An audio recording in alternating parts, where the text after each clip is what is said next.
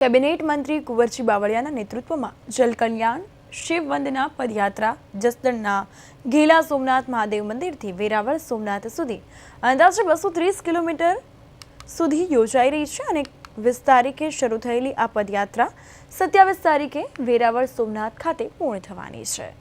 તો સાળંગપુરના આર્યન ભગત અને જૂનાગઢ અને ગીર સોમનાથના સાંસદ રાજેશ ચુડાસમા કુંવરજી બાવળિયા સાથે પગપાળા ચાલીને યાત્રામાં જોડાયા હતા।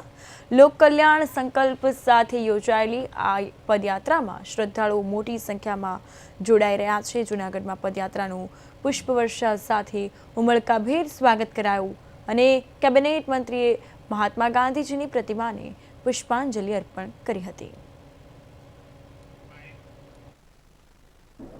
જનકલ્યાણ શિવ વંદના પદયાત્રાની શરૂઆત 20મી તારીખે વહેલી સવારે ઘેલા સોમનાથ શિવ અર્ચના કરીને આ પદયાત્રાની ઘેલા સોમનાથથી સોમનાથ દાદાના સાનિધ્યમાં પદયાત્રાનું આયોજન કરવામાં આવ્યું છે।